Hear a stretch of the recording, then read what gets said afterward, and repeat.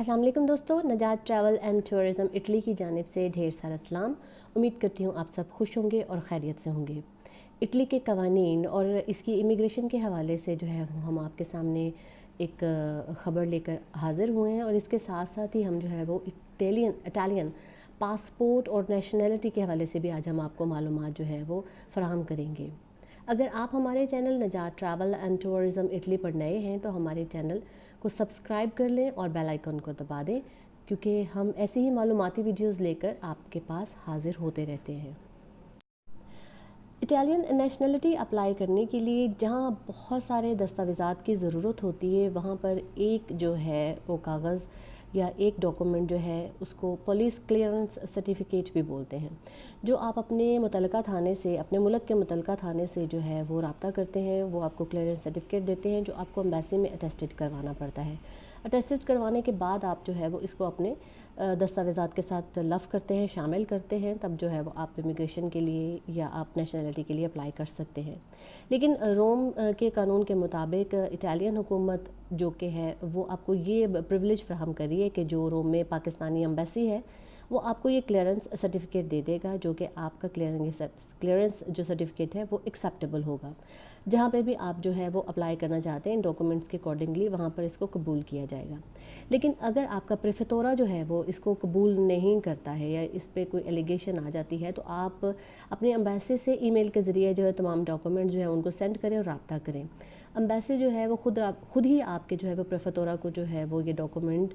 Submit करवाएगी और जो है एक्सेप्टेबल होंगे। एक बहुत बड़ी बात है कि आपको जो है वो अब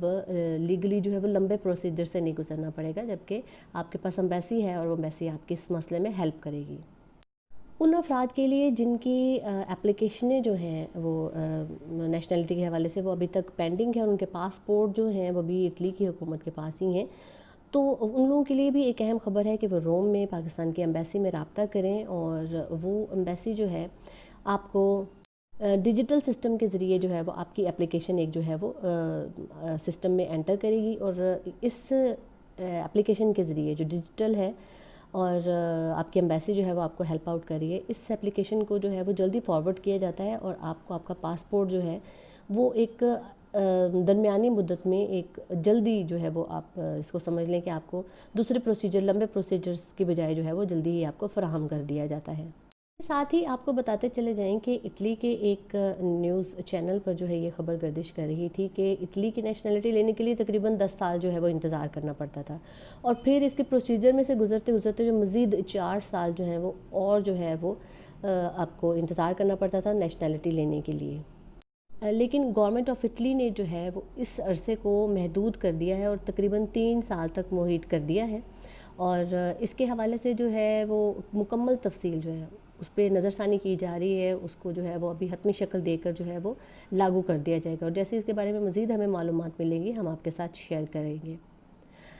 तो दोस्तों, आज की हमारी इटली के हवाले से नेशनैलिटी और इसकी जो है वो मुख्तलिफ़ कवानीन में जो तब्दीलियाँ हुई हैं और इन्हेंसमेंट हुई हैं उनके बारे में हम आपके साथ आज शेयर कर रहे थे। अगर आपको ये हमारी वीडियो अच्छी लगी है तो उसको लाइक और शेयर ज़रूर करें, हमारी हौसला अफजाई होती है। अपना बहुत सा ख्याल रखें, दुआओं में याद रखें। God bless you.